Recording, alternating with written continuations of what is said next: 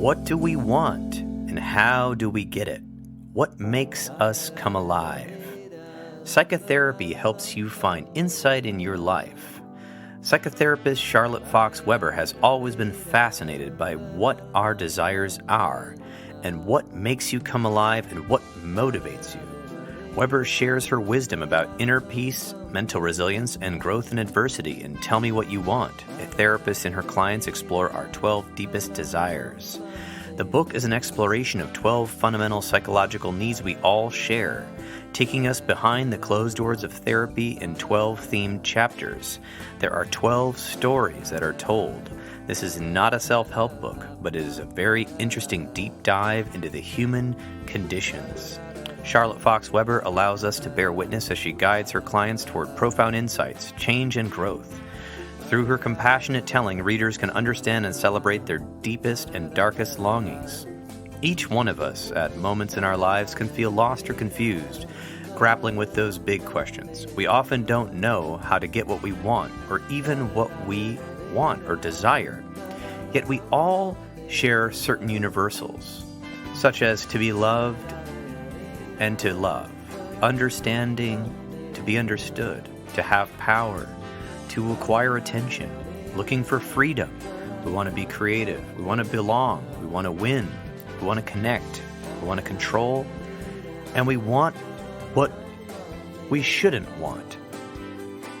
In this interview, you're going to hear Charlotte Fox Weber talk about her book and so many parts of the human condition. I really think you're going to love it. I'm Paul Krauss, and you are listening to the Intentional Clinician podcast. If you are looking for an ethical and efficient billing service, check out Therapist Billing Services. That's Therapist Billing Services, LLC.com. A billing service created by therapists for therapists. All right, let's get to the interview. Welcoming to the Intentional Clinician, we have Charlotte Fox Weber. Thank you so much for joining us today. Thank you for having me. Excellent. My pleasure. And I'm very excited to discuss your new book, Tell Me What You Want. A therapist and her clients explore our 12 deepest desires. And been reading this book. I got an advanced copy. I was very excited about that. And you go over all these different desires, such as to be loved and understood, to belong, to have power, to have what we shouldn't, to control, to connect, to be free, to receive attention, just to name a few of the 12. And you have a lot of stories in here about different therapeutic encounters and what you learned, and maybe somewhat what the clients kind of were going through at the time. And I have to say, it was very interesting. I hadn't read a book about psychology that wasn't like a textbook type book or a self-help book. This is neither of those. I feel like it's like a book about people and stories, but yet you weave in psychological concepts. So I remember the only other books I could compare this to were kind of like Irvin Yalom's novels. I don't know if you've read any of his stuff. Oh, I love his work. So yeah, I really think it's really cool. So I was just curious a little bit about how did you start writing about your therapy work and inspired this book? So I always loved reading and literature and stories, and felt like studying literature was my kind of introduction to thinking about our inner lives more than science for me, and understanding a character's development. So I've always loved and appreciated the kind of compelling details of human relationships. And I think therapy consists of many different parts of a story. And I found it more natural to write stories about encounters than to try to kind of structure my book in a way that would be step one, step two, which just isn't my way of communicating or understanding things. I think that's great. I do think, you can, throughout the last 100 years, people really have read books, and a lot of movies and audio programs are based on books and stories. And I think as humans really love stories. So I thought this was a really unique book. 'Cause I read a lot of books on psychology all the time.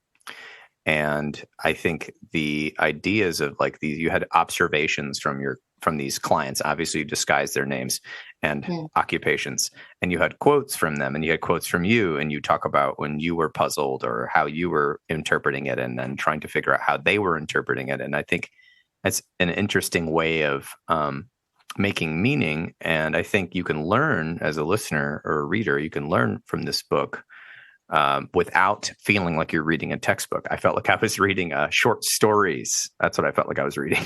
I'm so glad to hear that. And at the same time, of course, sometimes there's a wish for a formula that can spell out and manualize what to do, how to deal with life. And there's a place for that. But I think for me, what feels more authentic, I know it's an overused word, but more natural and real and vivid is to delve deep into the personal idiosyncrasies of how therapy works. Oh, yes, that's a very good point. I'm going to ask you about some of the stories. But before we get into the stories, I was curious about how you came up with these desires that you've kind of highlighted throughout the book in these stories. I was curious. I mean, where did you get this? This is pretty cool stuff. I found from the start of my career that desire was a subject that didn't come up very much in my training and in conferences. I feel like it's recently become a popular topic, but it's still often associated with erotic longing. And then there are goals, and desire is different. And I found that whatever the circumstances, people came to therapy struggling with desire one way or another. It was a kind of core conflict, no matter what was happening. Lack of desire, wanting something that wasn't possible. There was some kind of story around desire, and recurring themes really interested me in different cultures and the way some desires are acceptable and some desires are taboo. And it depends on what's kind of socially appropriate for how much we're supposed to want something. Yes, and that would make sense. I believe, from what I was reading earlier, you have a bit of a cross-cultural experience yourself that maybe opened this up. You lived in the U.S. at some point, right? Yeah, I grew up in Connecticut, and I think I've probably always felt like an outsider insider. Mm-hmm. And I moved to Paris when I was 16, and then I finished school there, and then was at university college in the UK. And I was much more comfortable being an outsider officially. I think I'd probably feel more at ease when I don't have the expectation of fully belonging. Oh, interesting. I like that. Yeah. So that's a good one, a good juxtaposition to talk about your experience. And I do think it's interesting because as a therapist, I hear desire all the time, but I also had no training on it. Oh, right? That is interesting. So it wasn't just in the UK for me. No, I had zero training. I mean, besides, people would say, if somebody was like, I want to be a superstar, but they're like laying on their couch and smoking cigarettes all day, and they're not like becoming a musician or an artist or something. Right. It's like, oh, well, we have to help them with solution-focused goals or something like that, or existential. Well, what do you want existentially at the end of your life? That was as close as I kind of got, like that deathbed wishes sort of thing. So, well, and I think that our profession is sometimes a little bit too patient, and a bit of restlessness can actually kickstart something. So from my own experience of being in therapy, for many years with many different therapists, I waited for therapists to kind of push me or agitate me in some way, like to make me think about the bigger picture and think about how I was getting in my own way. And it just didn't happen. Therapists allowed me, almost indulged me at times to just sit with misery, frustration, struggle, and maybe plans, but plans are not the same thing as really thinking it through. So in a very kind of plain spoken way, I think the question, what do you want, is a useful starting point for anyone. Yeah, I agree with that completely. I think, sometimes when people come to therapy, you have to figure out what type of trajectory you start with, but you have to keep changing it. So sometimes the trajectory is, I want to get rid of these bad feelings and this situation, but it turns into something else. Or sometimes people say, I'm just dissatisfied with my life.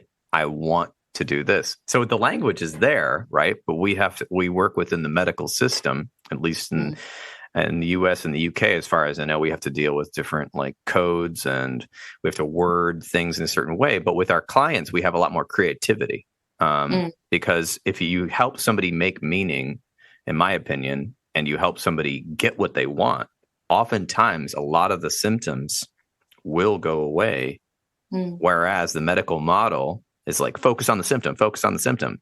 But if you just focus on the symptom, people, they're like bored of that. How does that? Okay, so I feel better a little bit, but I'm still not getting to where I want to be. I still don't feel full and excited and alive and enriched. Right.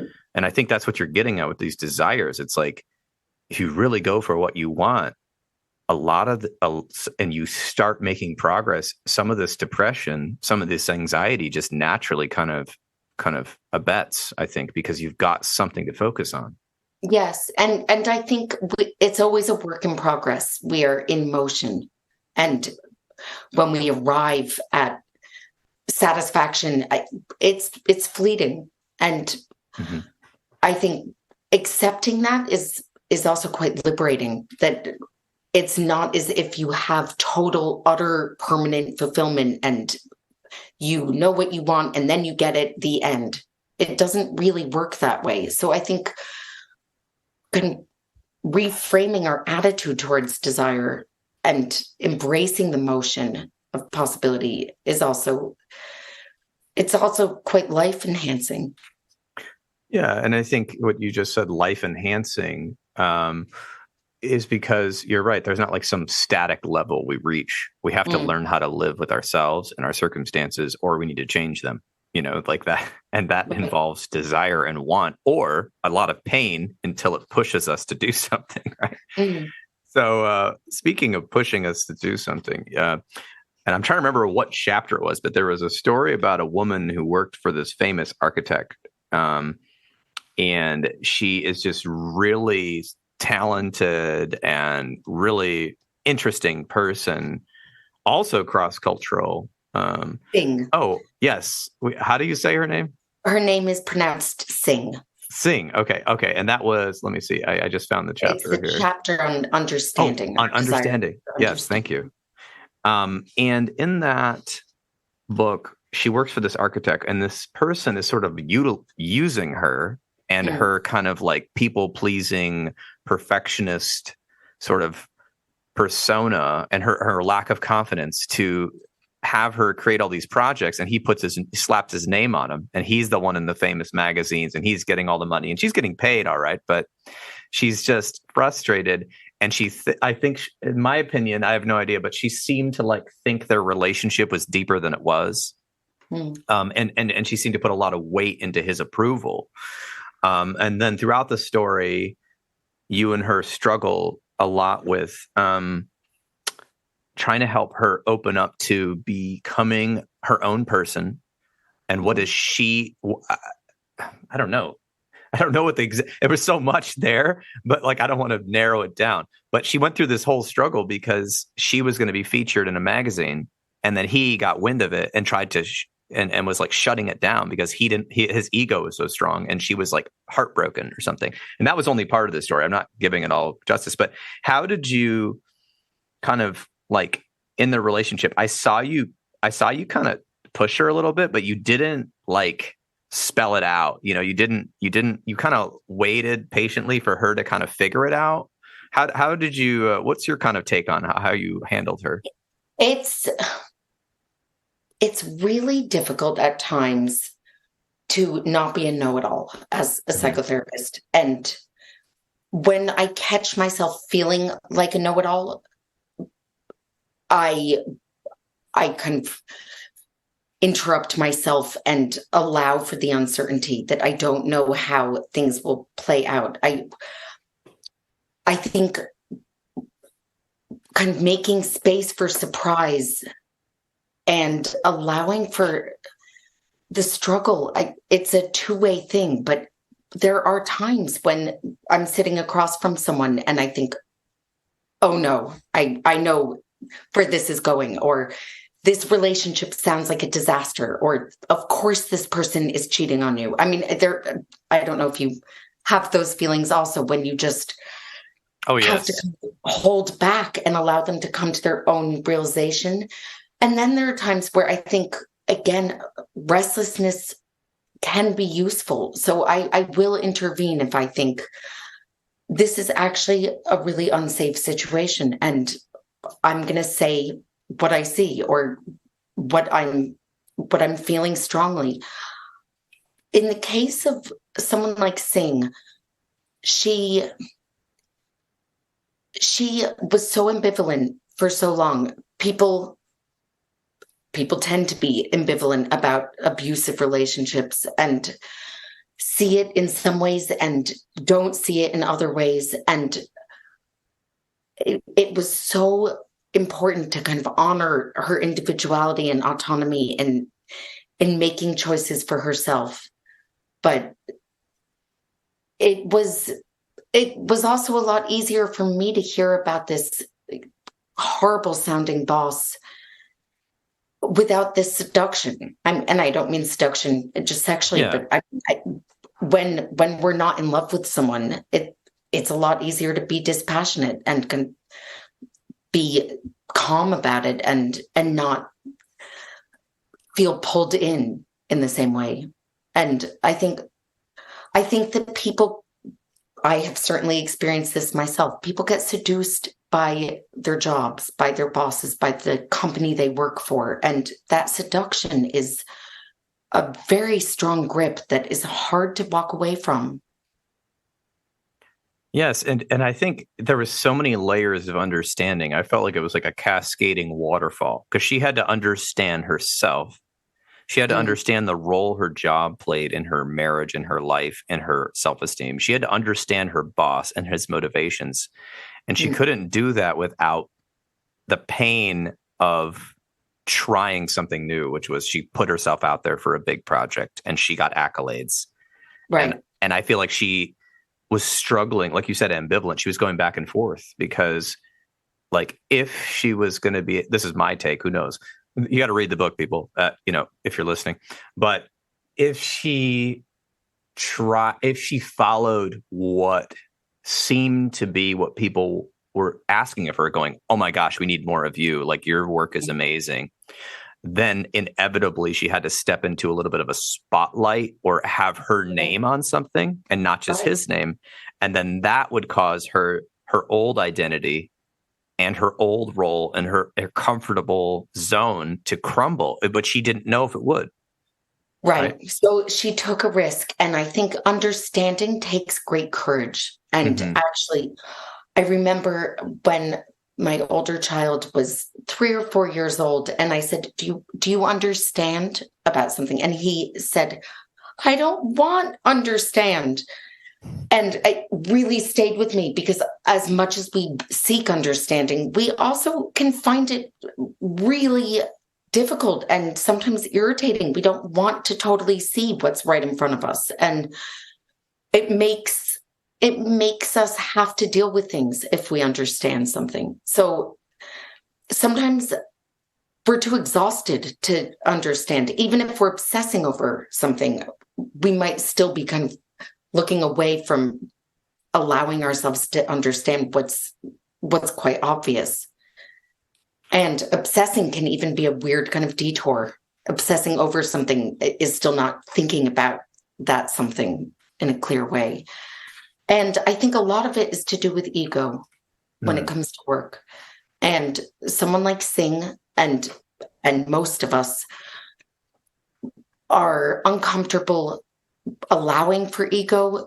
A part of us wants to put ourselves out there and shine, and another part thinks, no, that's so mortifying, and modesty is good. And it's sometimes safer feeling to serve another and to be the humble server of an egomaniac and kind of feel virtuous for the self-sacrifice, the tenacity of putting yourself aside for the greater good in a way. Like, I think that working incredibly hard can actually be a concealed ego plan that goes on a detour.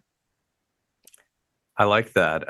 And now you're getting into a psychotherapy concept, or many actually, but one of them I'm thinking of, like the many facets of ourselves, and understanding that at least the way we understand most human brains is if they get into a place, or maybe they don't have to get into a non-stressful place, but you can actually contemplate that you have many conflicting desires and many conflicting ideas, and also conflicting stories about the self and other people.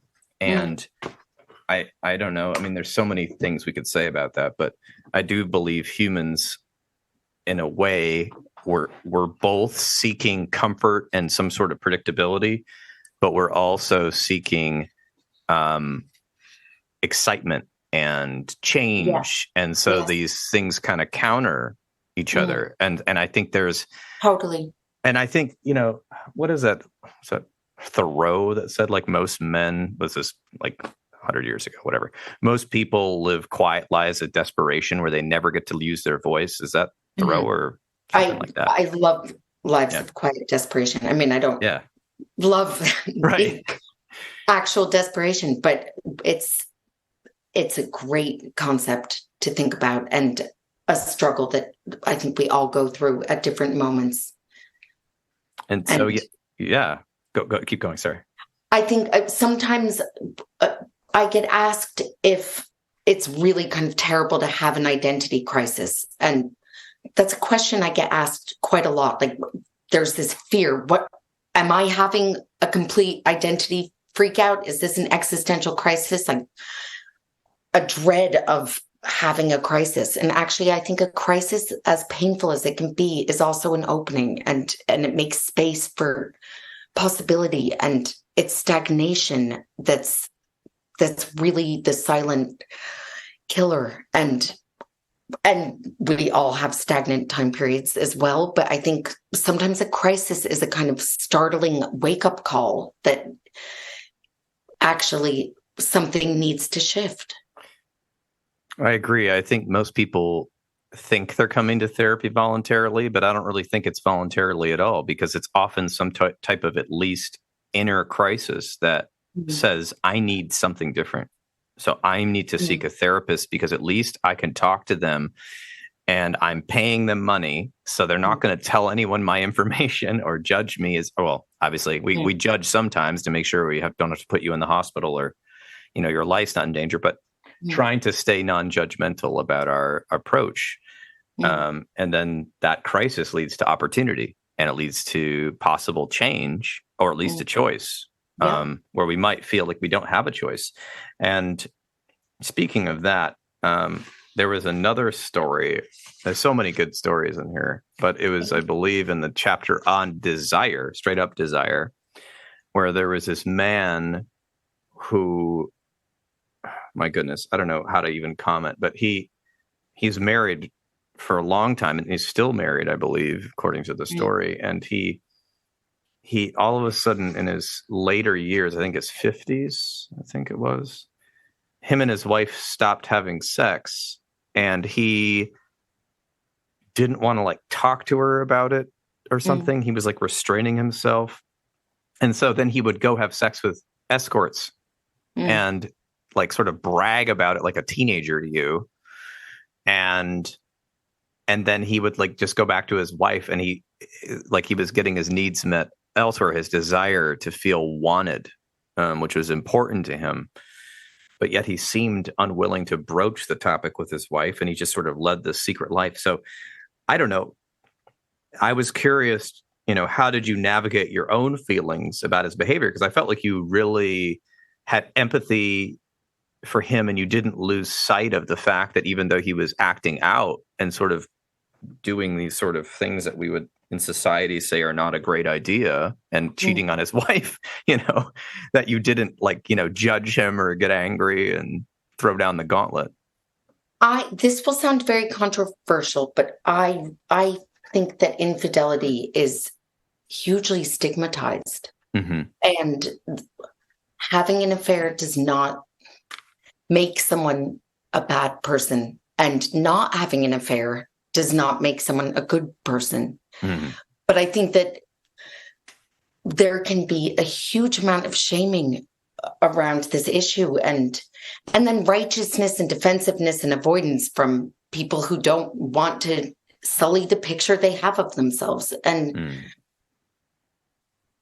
I think that we judge what we don't understand. And I actually came to understand how this man ended up feeling justified in sleeping with escorts. And a lot of it was the kind of the desire for desire itself, even if it was a fantasy, even if it was an illusion. But also it was permission to kind of express something that it didn't feel safe to express anywhere else. And I think over time, couples can become incredibly familiar with each other, yet it strangely becomes less safe to kind of say certain things sexually, to take risks of trying on new roles, to kind of have adventures. It's almost like you get sedimented in being a certain way, and it would be too strange, too risky to expose some hidden part. And it's really interesting the way strangers can allow for something deep-seated to come out. Yes. And I thought you were really approached him with kindness. And I feel like he really wanted to change his behavior, but he had such trouble with it because of some other deep-seated issues I want people to kind of read about. But I actually do agree with you a lot, because I think because of the human nature, our concept of love and romanticism, which is a whole nother podcast, is off. And I think everyone listening to this podcast could admit that they might be having an affair with their phone, with food, with alcohol, Definitely. with drugs, with television, Definitely. with their job, and We're not all loving addicted to something or fighting some kind of dependence. Yes, always.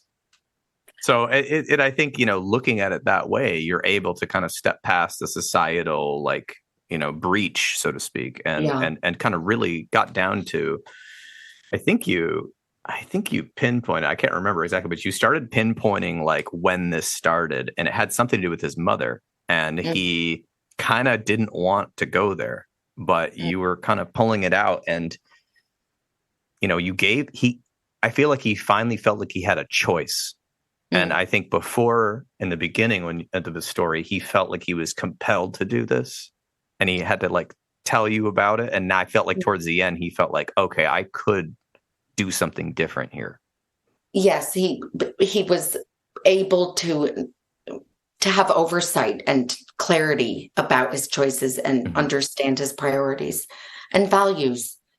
And I think it's important to have space to consider what each desire means to each of us individually, because desire is something different depending on where you are. And for this man and for many of us, we want to be wanted, and that can be incredibly hard to talk about and to admit to, and feeling neglected, feeling ignored, feeling undesired can be a very subtle kind of rejection that almost feels like death, but doesn't get acknowledged because it's not a kind of official crime. But feeling unwanted is heartbreaking. Mhm. Yeah, absolutely. I mean, I'm gonna quote your book here for a minute. So this is an example for the listener, because I've been talking about the stories, and I talked about how this is not a self-help book, but you could really help yourself by reading it. So here's a little quote from that chapter. I once asked a Yale brain researcher scientist, Amy Arnsten, do human beings want to feel desire so much in the first place? Or why do human beings want to have feel desire so much in the first place? And she said, I think this is a very primitive circuitry that allows an organism to thrive. Pleasure in eating, drinking, sex, and being in the right temperature all allow us to be in the correct physiological conditions, she said, and to continue our species. Without desire, this is you, without desire, why would anyone do anything? What would it mean to be human? Desire is possibility, energy, motivation. Desires are the backdrop for action. With the exception of occasional blissful moments of contentment when we want for nothing, we feel listless and directionless without desire. Desires light up pathways for us, shape our experiences, and move us forward. Mm. Yeah. Any comments on that? I think, again, embracing the fleetingness of satisfaction is utterly liberating, because expecting that you can kind of get something and then you have it and it's sorted, it never really works that way. And actually embracing the kind of push and pull of desire itself allows for the struggle. We have tensions within us where we seek change, we avoid change, we move our direction of travel. And I think that in allowing for the energy of desire is a really expansive process as well, because suddenly it's possible to kind of make space for surprise and discovery, and you don't have to instantly have everything. I think one of the reasons we get so addicted to our phones and eating compulsively and shopping and consuming is the kind of immediacy of thinking that we must have things right away. And deprivation is part of that as well. I mean, when everything feels urgent, and actually allowing for the space of desire and kind of being interested in it makes it a more engaging and exciting process. And I think we are still often shamed about wanting in general. So it's more acceptable to want to go on holiday, or in America, to want to go on a vacation, than to want to be loved. Especially if, let's say, you're married already and you have kids, and then it's really difficult to even admit internally sometimes that actually you want to feel loved, or you want to feel loved by your parents, and you're a grown up, whatever it is. I mean, wanting something emotionally is uncomfortable. Yeah, I totally agree with that. I mean, I think I think people want depth in their lives and in their relationships and in their and how they make meaning, but they're also afraid of it. And part of it is you're talking a little bit about kind of cultural messages, unconscious cultural messages that kind of come out. You know, even the idea of consumerism. It's fine to want new kitchen knives, you know, because that's something you can hang on to. It's tangible and it costs money and it's an exchange. But to like desire to be recognized by people at your office and to, say, wow, you really did a good job, or, Right. I held the door open for somebody. And even though it was altruistic, I still wanted them to say, oh, thank you for holding the door. Right. Yes. Yes. And why did you want the knives? What's Yeah. it really about? Right. That's what we often kind of look right over. And I think going deeper is actually invigorating, and that includes the discomfort. So giving yourself permission to want something, to really think about what it is you want, and be okay with that. Yes, and I love that you really dove into this subject. I love this, and I think that people are really going to get a lot out of this book. And another thing about your book that I found unique was that you told the stories, you told your topics, you threw in a few philosophical quotes or quotes from scientists or researchers, but that's like the minor part. The story is the main part, but then you highlighted, which I thought was pretty interesting because I don't see this very often. You bolded some vocabulary words, and I love that because I don't know. I used to just, when I read textbooks, I would like in whatever, high school or something, I would like skip to the bolded vocabulary word and like find out what it was and then go back and read the chapter. So I wanted to ask you about just some of the words I found really interesting and topics and phrases, because I think when people get language for what they're feeling and what they're going through, it gives them power, and it gives them insight, and it gives them hope. Whereas if your vocabulary is stunted to whatever region you grew up in, and you haven't really read many books, and maybe you just watched in America, like all these thousands of sitcoms we have where people don't even talk about anything except their cars and their bodies and I don't know, boring stuff. You're unfortunately, you're deprived of some meaning. You're deprived of deeper feelings. So I'm just going to throw a few out here, but early on in the book, this is the first story about a dying person that you helped in the last couple of weeks of her life. You talked about the curtain of rejection. Our fear of rejection holds us back when we want and fear love. When we recognize our basic desires, we can distill the myths from facts, and the shape of love becomes real and possible. This might mean sitting with our own uncertainty or realizing what we already have. So this curtain of rejection, I just found that, and there's way more you said about it. I just found that intriguing. Love and loss are so uncomfortably intertwined. And I think it can be a lot easier to love what's far away, what's not available, and not to get too close to the possibility of really embracing love and being exposed to rejection and loss and pain. And it's one of the reasons we can love something in nostalgia, and we can love a dead person wholeheartedly. We can love a star we've never met. We can love the idea of something. I mean, as long as it's at a distance, and it's kind of pixelated. But I think there's risk in getting close to love because it hurts. Someone gets hurt when you really love anyone. You have something to lose.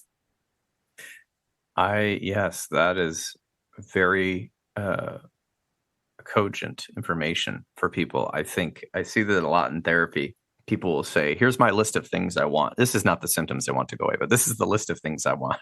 This is recently an anonymous person said to me, I need lots of money, a girlfriend, and more time.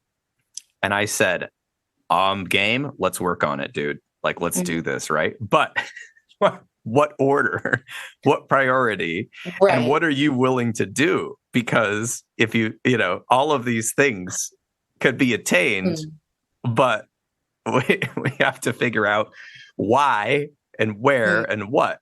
and similar, this is a different person, but similar people have told me they want these things, but yet we'll work on it. We'll work on trauma reprocessing. We'll work on like all these coping skills. And then they get to the moment where they're stepping up and they have the chance to get one of the things, like, let's say, a girlfriend or something like that. And they just run away because sabotage it. Right. And it's like, oh my gosh, because it hits you to the core to take the risk that you might say to somebody, I desire you. Do you desire me back? Yeah. Oh my God. It's almost terrifying. Better to love a celebrity and write a bunch of unrequited emails or letters to them than to feel that rejection. Sure. Or be attached to some familiar unhealthy relationship. Oh yeah. Oh, we see that every day. And it's kind of terrible and painful, and you know it, but it's what you know. The risk of having something actually work out is daunting. And I think that enjoying life is weirdly hard. Even if we're incredibly upset that we're not enjoying life and all we want to do is have fun and enjoy ourselves, it's not a totally easy thing. And it's even vulnerable to really enjoy yourself. I think so. I think it's complex. Speaking of that, I want to ask you about a few more vocabulary words. And then I do want to ask you definitely about what we shouldn't want and what we should. My favorite. Okay. But one of the vocabulary words I loved, and I remember this maybe from Albert Ellis. Am I saying that right? Masturbate. Yeah. Page 22. He said, we masturbate about how life is supposed to be. One of my most hated words, should and supposed to. Expecting relationships to follow rigid scripts. This never works, and our demands leave us profoundly exasperated and often alienated from others. We only begin to grasp what enough means when we understand our desires. And you keep going on about, and you explain it in more detail, but masturbate. I love that one. I think that's one we should all add to our vocabulary. What are your thoughts? I love masturbate. I heard Albert Ellis himself, he would kind of instruct people to stop masturbating because someone would say, but it must be easier than this. Like it shouldn't be this hard. I mean, that's one that I hear all the time. And that we think very often, friendship shouldn't be this way. A relationship shouldn't be this way. Life shouldn't be this way. But the shouldn'ting is a form of masturbation because we're expecting that life must match some rule book that is actually not how reality works. Oh, wow. Yes. I think, honestly, at least in the United States, our cultural zeitgeist here hates reality. I think we hate it. I do think that has led to a lot of really awesome innovations, such as Hollywood movies and really cool stories, and even like fan fiction. Like my God, there's so many books you can read on the internet for free, and fantasies and such interesting stuff that's come out of the US. But I really think our society over here struggles with how things happen as close to objective as possible. We don't like it. So I think we have these fake ideas. Like, I think, and then ironically, some of them come from movies and books. It should be like this, in a sitcom. Movies and books have a huge influence on what we think must be. Right. And so we see in the movie, like a guy, I like to make fun of Hallmark movies every holiday season. Like, all my female friends love them, and a few of my male friends love them. And I always joke, and I'm like, these guys are literally reading a script like, this is the most perfect, eloquent sentence I've ever seen in a male. And no wonder he wins in the end. And the other guy is like the most stereotypical male. But then I feel like this stuff infiltrates our lives. It's like, it's like, we actually expect real life to match. Right. I think Sorry, go on. No, that's it. I'm agreeing. Yeah. I mean, I'm pro fantasy in Yes. general and imagination, and I think fantasies are wonderful. I think it's helpful to know that they're fantasies. It's when we confuse fantasy with reality and we actually think our fantasies are supposed to happen and are going to happen and must happen, that it's sometimes devastating, because we might love fantasies, but it is misery when it turns out that our fantasies are not going to become our true real lives. And when we have to deal with reality and we feel like we've been ripped off. I mean, I think there can be a kind of outrage that happens when you discover that actually that was a fantasy, that idea you had, that hope you had, it wasn't reality. So I think that there is something consoling about reality, because it allows you to accept limitations and then see what is possible. And sometimes letting go of a big desire. Like if someone, I know you referred to someone who said he wants lots of money, more time, and a girlfriend.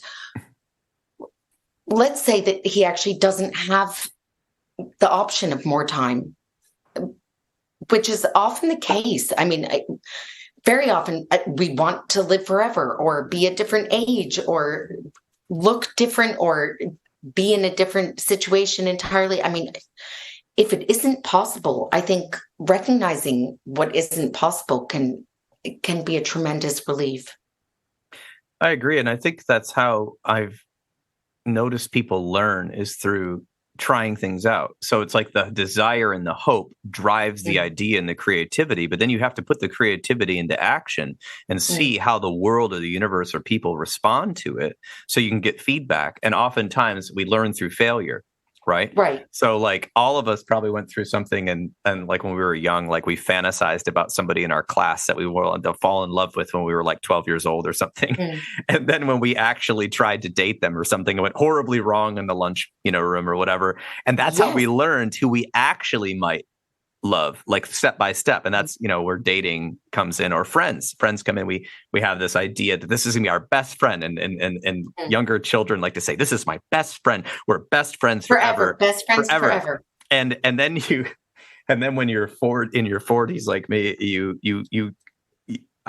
I love my old best friends, but I'm like, we don't really have too much in common, and it's good to see you or hear from you once a year, but on a day-to-day, we could never coexist in this way. Right. And I think that's how we learn who we are, is through the experimentation and allowing ourselves the acceptance, which you said earlier, the acceptance of both having a desire and then how does the desire play out in action.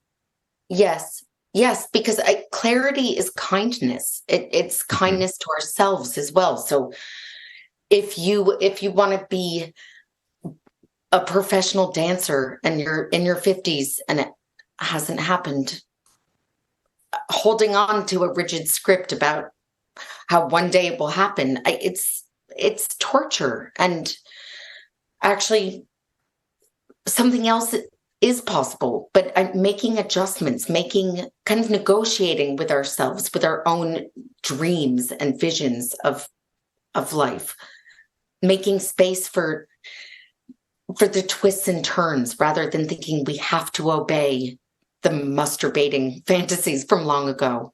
I think sometimes we're almost secretly loyal to old fantasies from long ago. Like we're dedicated to the vision we had of how life would be when we were growing up, and it would be structured this way and look that way, and actually you can change your mind, you can update, you can abandon a project, you can decide that actually you don't want to write a book and you don't actually feel like it, or you can take the chance of writing a book knowing that it might not succeed.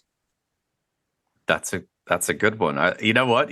This conversation has been so rich. I'm going to just skip some of my vocabulary words because otherwise we're going to run over into dinner time.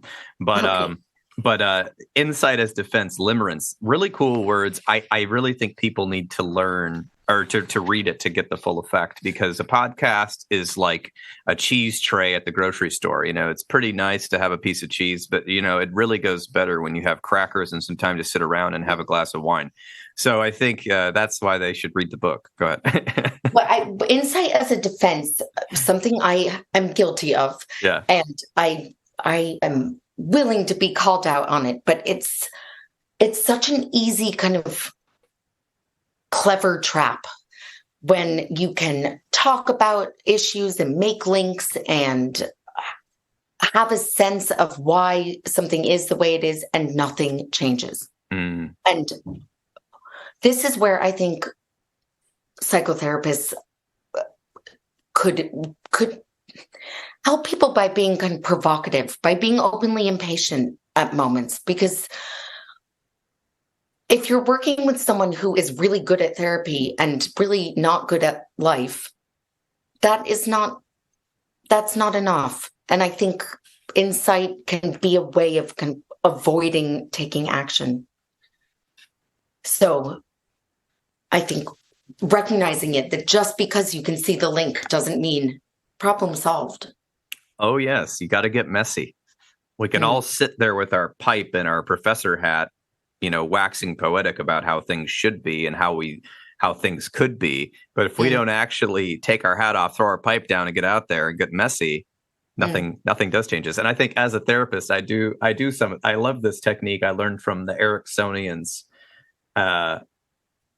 Milton Erickson's group. They have this technique. And it's probably in motivational interviewing technique too, but I say something like, what if I said to you, by next week, I need you to go out there and ask one girl on a date? What would you say to me? Right? Or what if I said to you, you've been telling me about joining an exercise class for the last 6 months, and I said, I'm getting really annoyed and I need you to go join it and then email me. What would you say? So I pretend I pretend I'm doing it, but I'm not really doing it because I might piss them off. It's kind of like a coy joke. Like I made the idea the third object instead of me saying directly. And it's funny. Like a lot of my clients will laugh and say, well, I'd say, fuck up. Excuse me. This is uncensored. I'd say, screw you. Right. Or whatever. And I'd say, well, why? Right. And then we get to go into that. Well, because I don't want to. And that's too uncomfortable. And that brings up a whole nother layer. Or I'd say, I had somebody say last week, well, you finally tell me to do something. You told me you weren't going to tell me what to do. I said, well, I am now. So go do it. And I'm like, but I'm not disclaimer. And I made a joke. I'm not responsible for your failure. And if you have failure, then you're going to stay in therapy and keep me in business. So I hope you fail. And it was a joke. And they're like, I'm going to succeed. It was like this whole we were teasing each other, but it kind of also playing fun roles. Oh yeah, and even getting to kind of express some aggression. Yes, that's another major taboo. We're not supposed to kind of have aggression, not too much, unless it's on the in a sport. But actually, yeah, I think that being pissed off in a kind of supportive way, even as a therapist, in whatever form that takes, that can be really helpful and break through something rather than just being really super nice and really patient forever, because we don't have forever. And no. Let's get a move on. Yeah. So I kind of wanted to say to your client, do you refer to people who see you as clients or patients? I say clients because I'm up there a master's level, but yeah. I kind of want to say, what would you do if you had more time, and why do you need more time? Is that a procrastination tactic? What's going to change with more time and more money? Is that kind of a cover up in a way for having the courage to start now? Oh yeah. And I won't go into it, but this particular client would love that. So they love, I have some clients, at the beginning, I feel like we have to be nice and we have to be relaxing to kind of get people and develop the rapport. But eventually, like what you said, like you wanted a therapist to challenge you, right? And I think eventually we have to be authentic and honest and go, hey, now that you're feeling a little bit better, I feel like we really got to make some progress on your goals, because my job is not to have you as a subscriber for life. I got a wait list of people calling me.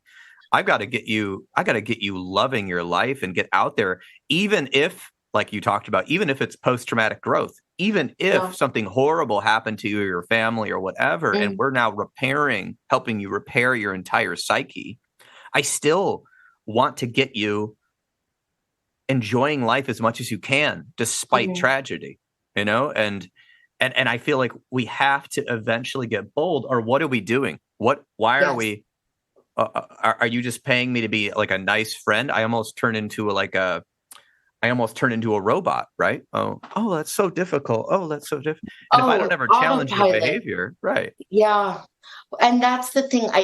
We as therapists have to have courage to say the difficult thing, the awkward thing, the shocking thing, not to just go along with everything, even if it's easier in the moment. And even if it makes us temporarily unpopular. I think that is what actual support can mean.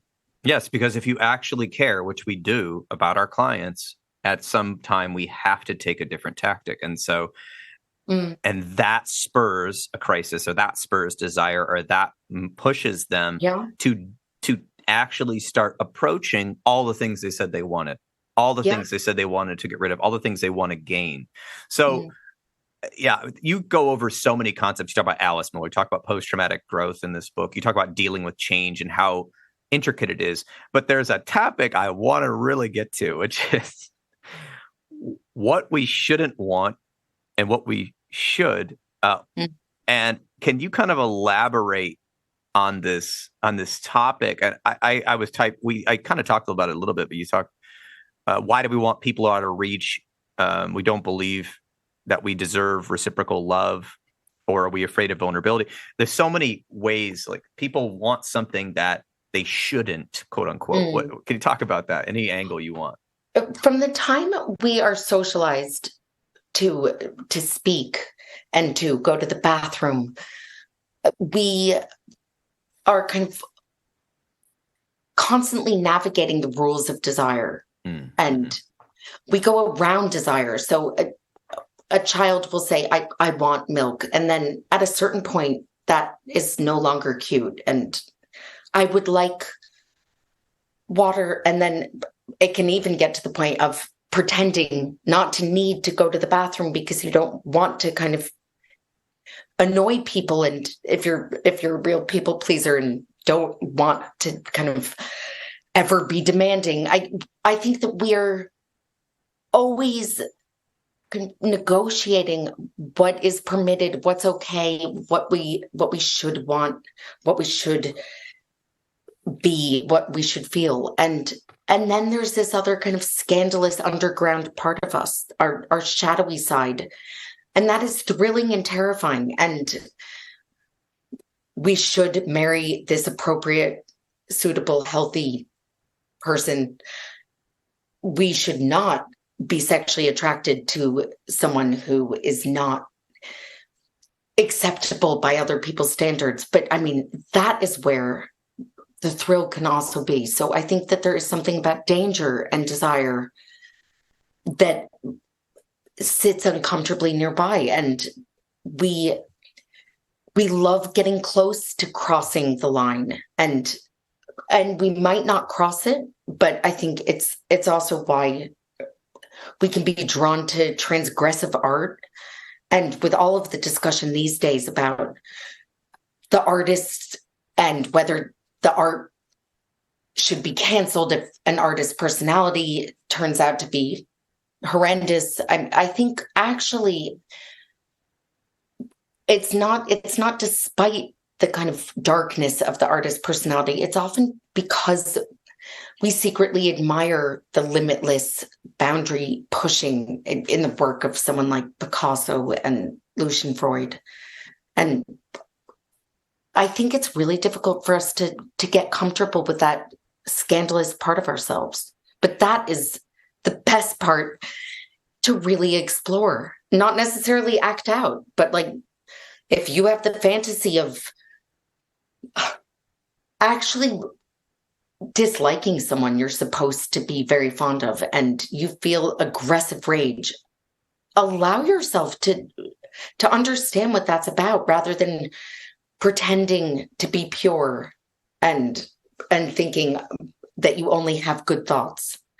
I like the lack of censorship in therapy. Absolutely. It's got to be a space where people can fully, hopefully, show up and say anything and everything and so they can explore how they want to balance their life.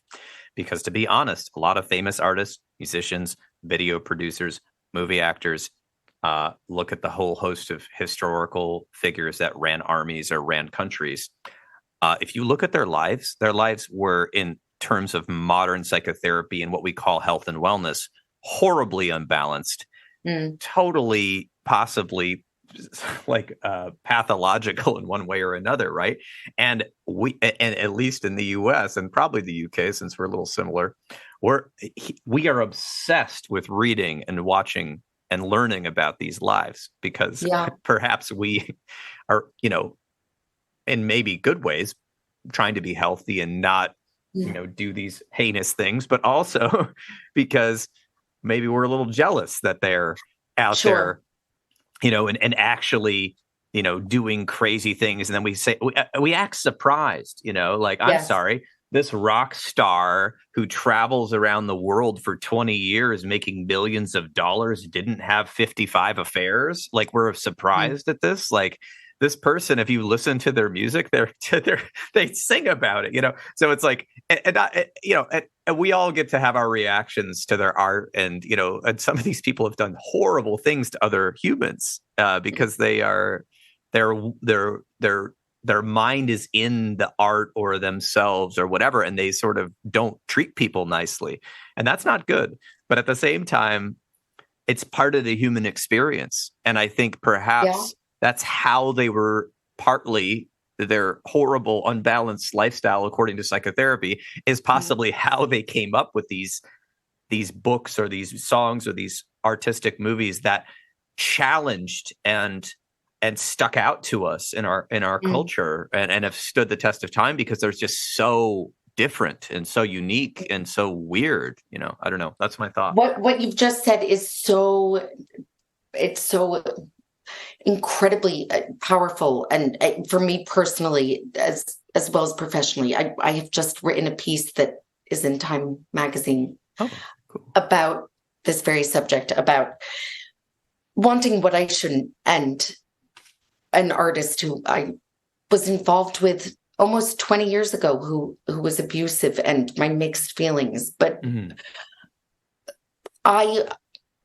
I said earlier that this is my favorite desire. It's a struggle. It's also just simply true that we can have mixed feelings. We can have contradictory responses. We can make space for that and understand that and make choices. But I think we can be horribly reductive in thinking we're not supposed to like that person. We're not supposed to like the bad guy. We're supposed to like the bad guy as a kind of trope. But if the bad guy really hurts us, we shouldn't still want him. And we start kind of instructing ourselves emotionally and bossing ourselves around and then rebelling from our inner critics. And actually, it is just joyously liberating to allow for the range that you can love and hate the same person, that you can feel all sorts of odd affection for someone who also behaved badly. And you can have children and then not always want those children at different moments. It doesn't mean that you're going to get rid of them, but you can choose to get married that doesn't mean that you're going to want to have sex with your spouse at every moment. And once we can allow for that freedom, it's just a big relief. And it also makes life more interesting and wider and more textured and creative. Oh, yes. Thank you for saying that. That brings me to kind of getting towards the end of the podcast today, but I feel like there's this thing that happens in life, like you talked about stagnation, and not to hate on stress, but stress or perceived stress and all different types of stresses, according to what I've read, sort of sometimes reduce our ability to be creative. And I think if there's a way that you can be creative in your life, you don't have to be an author. You don't have to be a musician or an artist or a movie writer or a painter or whatever. You can live your life creatively. And I think being in touch with your desires and also understanding your sort of rigid expectations or aspirations or whatever, and allow you room to be creative.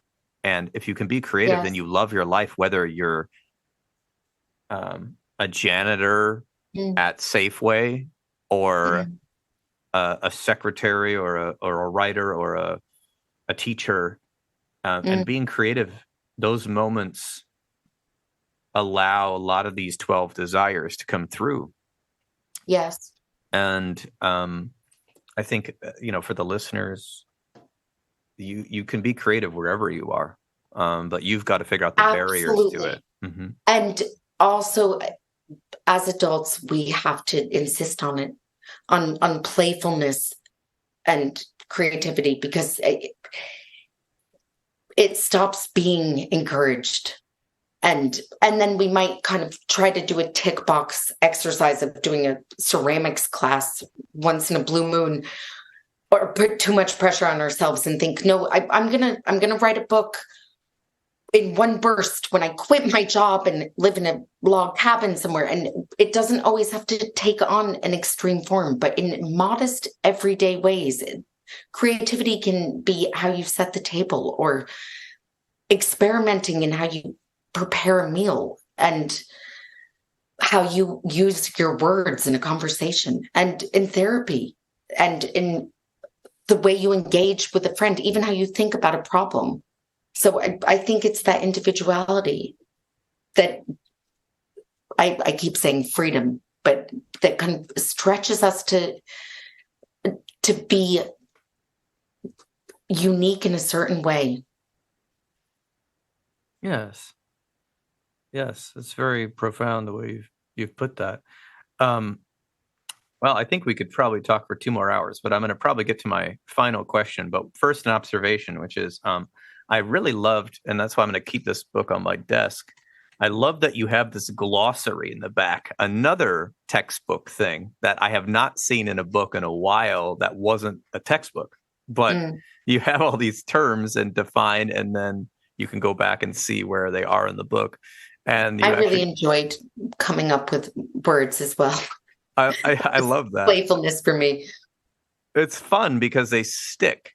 They're sticky, and that the stories help us remember concepts, but also obviously I probably had a different perspective on some of these stories than you did, and you wrote it, right? And so we all have our different impressions, but these sticky points of words and concepts really kind of, I think, help us learn, but we don't feel like we're learning. And I think that's the biggest thing I took from the book, was that you can learn from it, but you're going to be entertained. I'm so glad to hear you say that. I mean, I like the idea of learning incidentally and then being aware of it and intentional about making certain adjustments. But for me, the biggest problem with textbooks and self-help is that they can be boring. And actually, oh God, yeah. I think therapy should also be engaging, and we need to insist on having it be fascinating. Oh, yes. I mean, I can see that just in my life, going to different therapists, but I also am a supervisor of a lot of therapists. And one of the things I do once they kind of have the basic concepts down is I said, You don't have to bring don't bring your life story into it, obviously, but bring your personality into the therapy and you will be successful. I promise you this. That's bold of you to say. I mean, that is not the standard practice. I like it. Well, I think, yeah, it's not. But I think if you look, if you have people in our field, when people in our field say, I need a really good therapist. I really need a good therapist. Yes, sometimes we want somebody who knows how to do EMDR well, right? But most of the time, we want someone who does EMDR well that's an interesting person. Totally. And we may know nothing about them, but they're interesting in the room. You know, their responses and their way of engaging, and they're authentic, they're creative, they're interesting. They understand human condition, they understand desires. They aren't sticking some rigid box of the medical model. And that's who we seek, and that's who clients seek.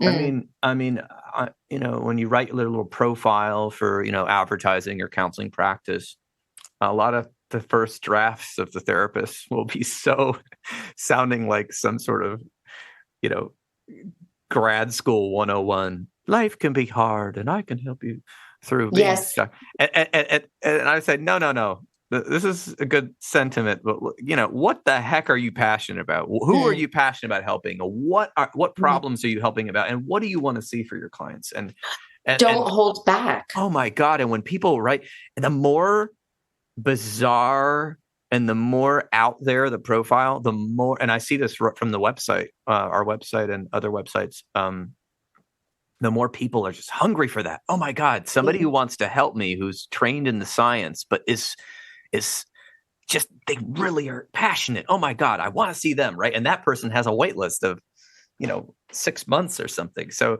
you know, that's another thing. So for therapy, a lot of grad students listen to this podcast. So, you know, learn all the behavioral stuff, learn all the rules, learn all of, you know, the good techniques and have the basics, and don't break ethics, for God's sake, but then get really weird. And you know, this book is a good way to not only get weird, but get messy.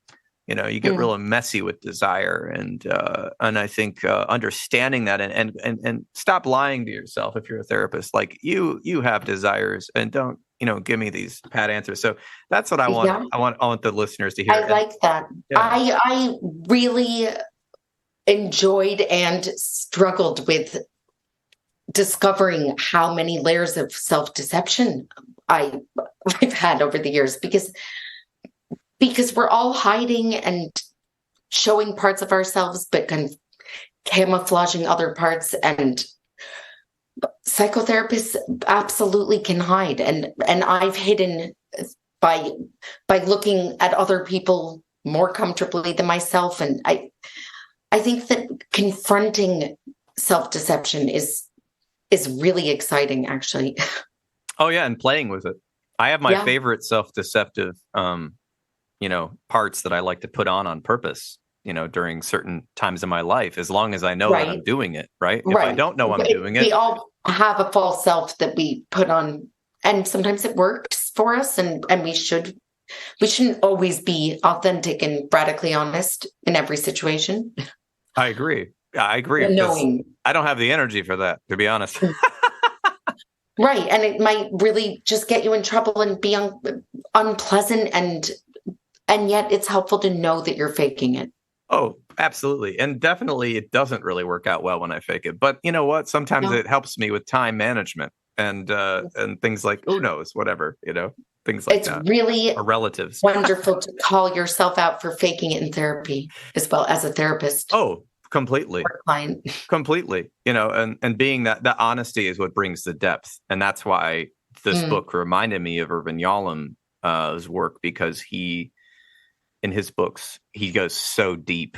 My God, he wrote the existential psychotherapy textbook, for God's sakes. And this book reminded me of his work, because it's just like layer, but yet readable. You. So thank you. Yeah, you're welcome. So I guess my last question is, it is kind of the send off.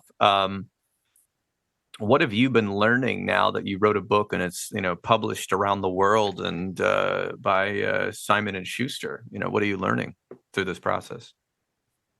I'm learning that learning never ends, and that allowing myself to be astonished and interested in fresh experiences is everything. When I start saying the same thing over and over again, if I start wheeling out the same stories, or kind of even like my own vulnerabilities, if I start kind of describing things using the same words again and again, it's really upsetting to go into autopilot. It happens, but I think that kind of disrupting ourselves and paying attention to desire is always worthwhile.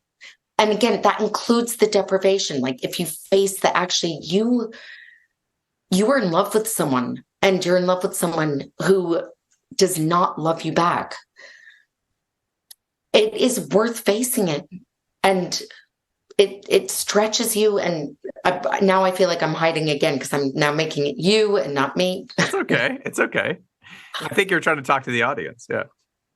I really like the idea of looking up at the stars and kind of knowing that we'll never get there, but we'll always be in motion, and we'll always be able to look up and see possibility.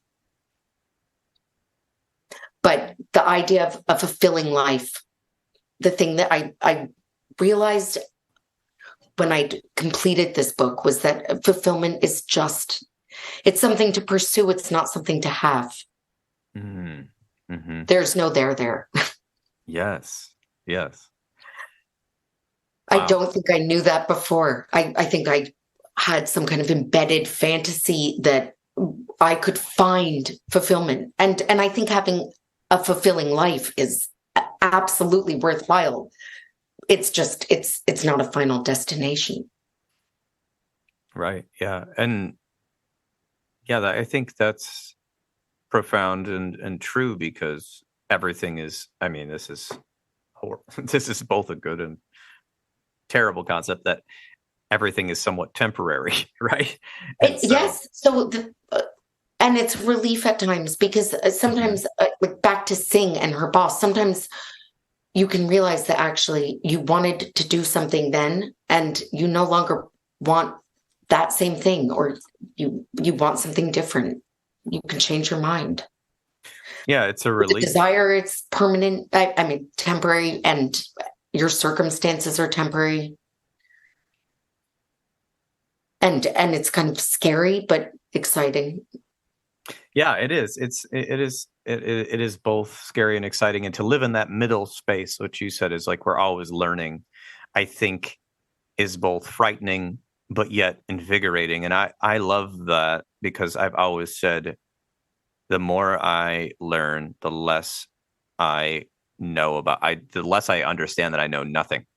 And I have to keep learning from other cultures, from other books, from other perspectives. There's untold thousands and millions of perspectives on life and behavior and love. And I think if we think that we've seen it all, or we've seen it all, that means that you're probably in a rigid, stuck, or stagnant period. It doesn't mean that you're right. Yes. You're wrong. I couldn't agree with you more. And that's why when I catch myself thinking, I know where this goes, then I try to actually feel awe for the kind of mystery and discovery of whatever is there. It's always possible to feel awe for something. I love it. Yeah. Thank you so much for coming on the show. I think, yeah, you're welcome. You have a website, charlottefoxweber.com, which is I need to update it, definitely. Normal way. Oh, okay. Well, you've got a couple weeks before this goes live. But yeah, do you have are you on like social media too? Yes, as well? I'm on Instagram. That's my main one, Charlotte Fox Weber Psychotherapy. Oh, so you're on the Instagram and the website. So a lot of people love the social media because it's like really quick and faster than like going to a website and reading. Oh, please. My social media is more updated as well. Oh, okay. Good. And so what about you? Are you on Instagram? Oh, my practices. Yeah. So I'll follow you. The practice, Health for Life. counseling is on Instagram. Yeah, we don't post too much; just post when we ever have a blog or a podcast come out. So it'll be on there, and we'll make sure we follow you and put that out there so people can follow your work that way, kind of be up to date. And obviously, books are not too expensive, and we have libraries, and so you can probably get it in the library or in those new e-library apps I've been hearing about, where you can actually get a book right on your phone or tablet. So yeah, that's it. And I guess this is such a stereotype question, but are you writing another book? I am writing a book called Sacred Monsters. Sacred Monsters is a term borrowed from art history. It was Cocteau who first used it, and it's the way we kind of love and cherish certain beastly people. And I think that we all have our own sacred monsters, and we can hold on to hurtful relationships, sometimes literally and sometimes just internally, where we kind of seek reenactments. And I certainly have, and finally have some grasp of that story. And I'm really excited by other people's stories, because it's no longer just me hiding from myself, but also it's not too much self. So I think that's always a struggle for the writer to kind of, I don't know if you found this in your writing, but like the risk of solipsism, or kind of being in an echo chamber and then wanting to have fresh, invigorating encounters and experiences with other people, other viewpoints. Yeah, I write sort of amateurishly, but yes, I agree. I mean, there's part of the author that wants to go inside and talk about their inner world and the way they see the story. But I think it sounds like you're trying to also figure out what other people's stories are and bring it in and juxtapose it. So that's exciting. So I think it sounds like the listeners will be able to keep following you and find out when that one comes out, whenever you're done, as I know the publishing world takes forever to get anything out. But that's exciting. So thank you for sharing that insight. Thank you so much for having me. Absolutely. My pleasure. Yeah.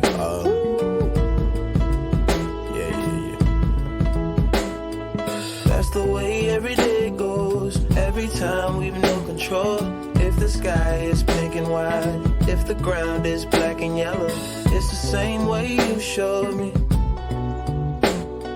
Nod my head, don't close my eyes. Halfway on a slow move.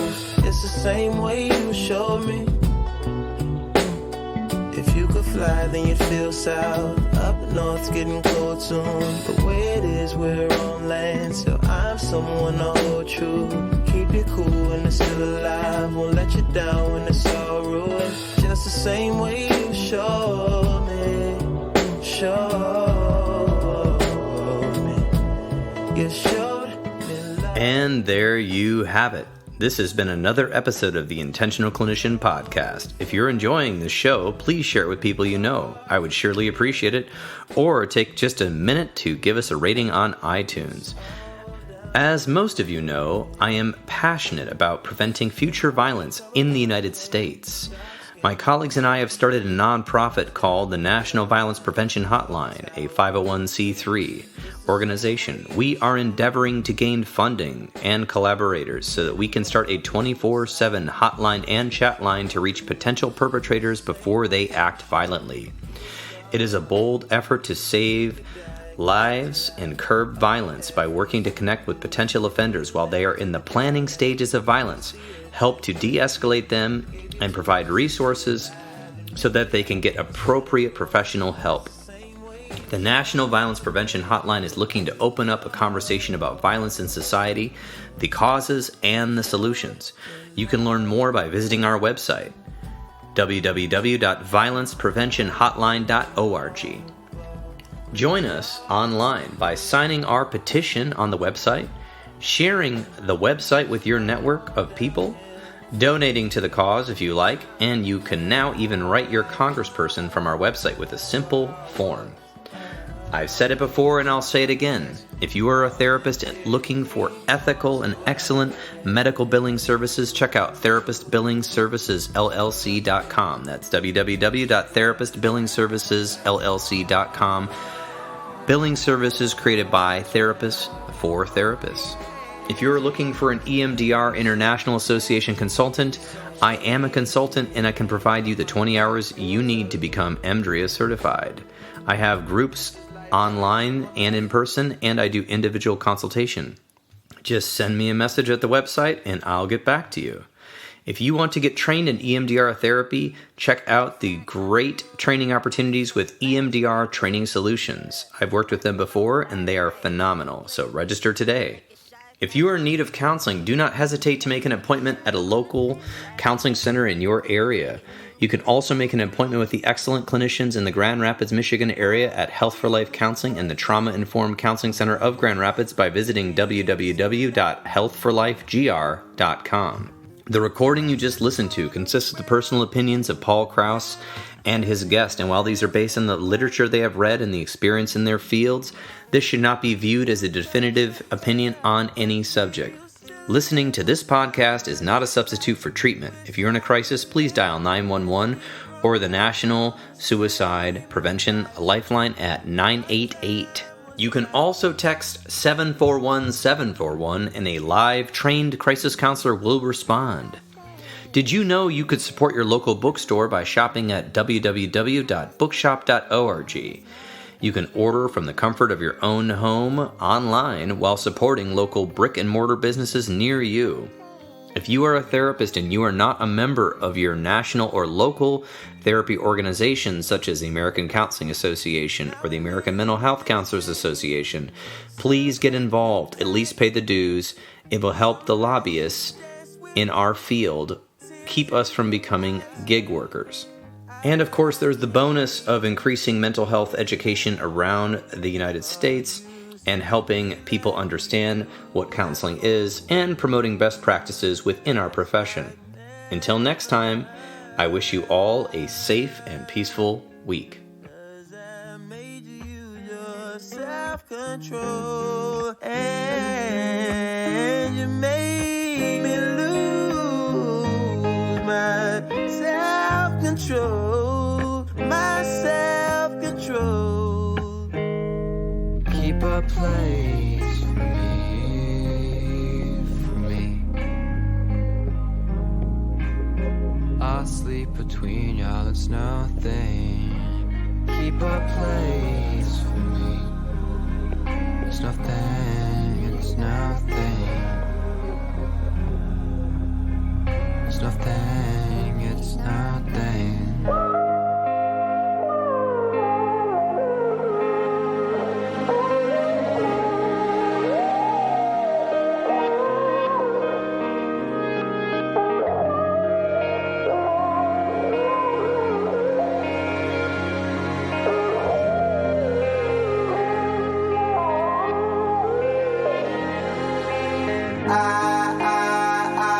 You gotta leave. Take down some summertime. Give it up just a night.